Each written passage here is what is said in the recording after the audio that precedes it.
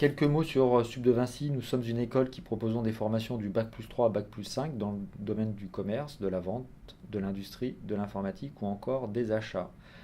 Nous sommes situés au sein du pôle universitaire Léonard de Vinci, qui est un campus universitaire qui regroupe 6000 étudiants au total, dans 7-8 écoles dont les plus réputées sont Schema, Dauphine ou encore Paris 10 Nanterre.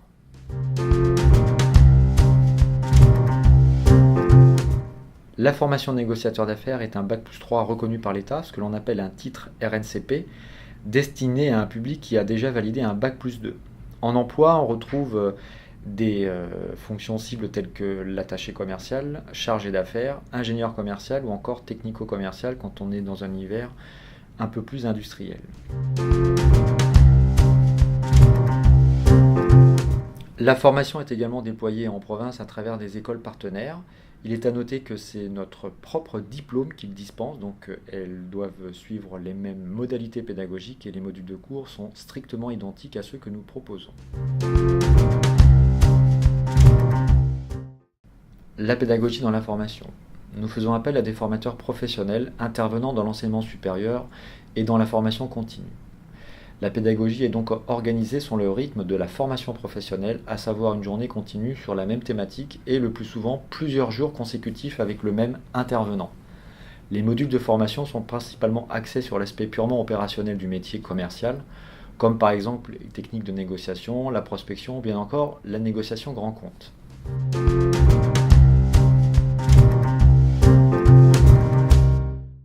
La mission qui peut être confiée à l'alternant est soit de nature itinérante ou sédentaire. Idéalement, il faut qu'il puisse générer du chiffre d'affaires sur des prospects ou des clients. Ça peut être des petits clients, des clients inactifs, ou alors une nouvelle cible de prospects pour votre entreprise. S'il est intégré à l'équipe commerciale en tant que support, à travers de la prospection pour de la prise de rendez-vous, il est important qu'il puisse être associé à moyen terme à ces rendez-vous avec le commercial avec lequel il travaille.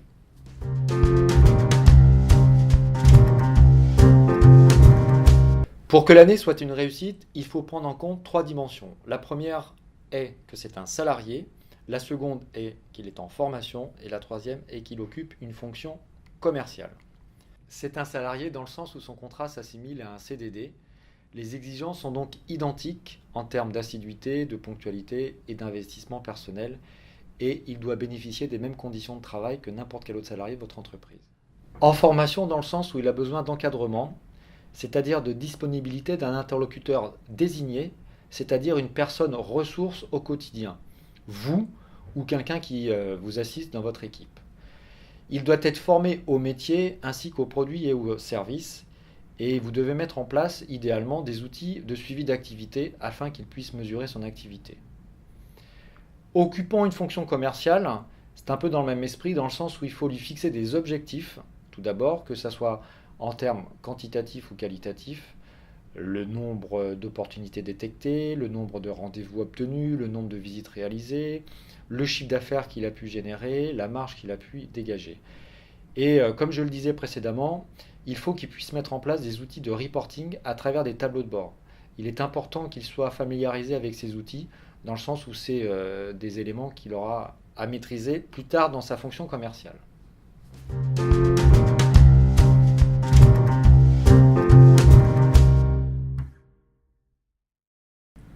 Comment s'organise la relation entre l'alternant, l'école et vous-même? Nous désignons un tuteur pédagogique qui va faire le lien entre vous, nous et le jeune. Il y a 2 temps forts à travers 2 rencontres dans l'année. Le premier temps fort, c'est l'évaluation à mi-parcours qui va se dérouler entre janvier et mars. Et le deuxième temps fort est la soutenance de fin de formation qui se déroule en septembre. Nous mettons aussi à votre disposition une plateforme collaborative d'échange que l'on appelle PayPal. PayPal signifiant portail d'échange des partenaires de l'alternance, dont vous avez reçu le lien et vos identifiants.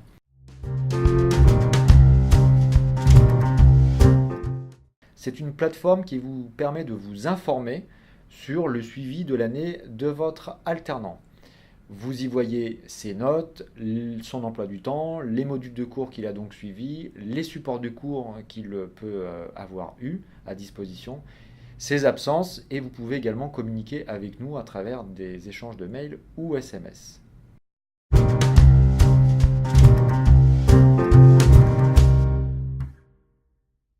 Quels sont les moments clés de l'année? Le premier moment important est celui que l'on vient de voir précédemment, c'est-à-dire l'évaluation intermédiaire qui se déroule entre janvier et mars et qui permet de faire le point sur la progression de l'alternant dans votre entreprise et également à l'école. Ensuite, mi-juin, il y a ce que l'on appelle le jeu de négociation, qui est une simulation d'entretien commercial filmé avec des clients professionnels. En juillet, la remise du mémoire de fin d'année de votre alternant, qu'il va soutenir ensuite en septembre lors de sa soutenance de fin de formation.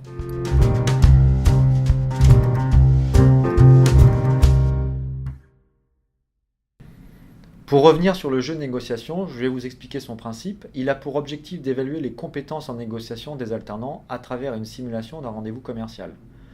Un premier entretien de découverte et un second pour présenter une offre afin d'obtenir un accord. Vous serez sollicité pour jouer le rôle du prospect, le principe étant de rester dans votre propre contexte professionnel, votre poste, la fonction que vous occupez en entreprise et votre propre périmètre de responsabilité.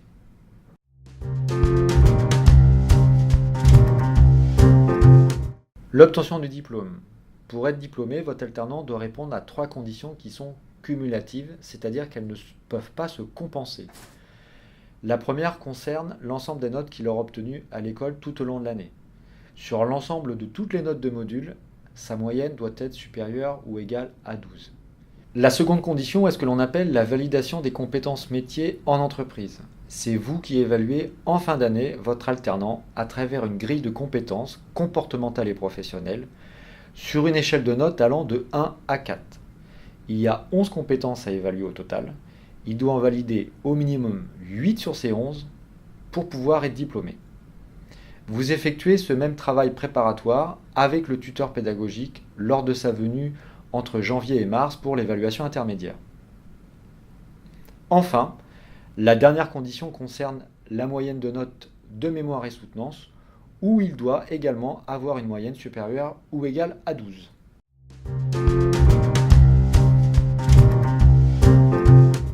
En ce qui concerne le mémoire et la soutenance de fin d'année, le mémoire est remis en juillet. L'objectif est ce que l'alternant puisse témoigner de sa capacité à exercer un poste de commercial. Il y a 3 grandes parties dans son travail qui doit comporter entre 20 et 25 pages.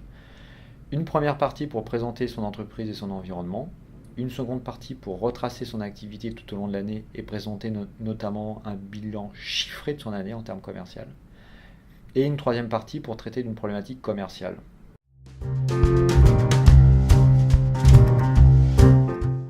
La soutenance de fin d'année est un exposé oral de 20 minutes qui est suivi de 10 minutes de questions-réponses. Pendant le premier temps de 20 minutes, il expose son année, ce qui revient grosso modo à reprendre la trame de son mémoire. Et ensuite, il y a un temps de 10 minutes questions-réponses avec le jury dont vous faites partie ainsi que le tuteur pédagogique de l'école.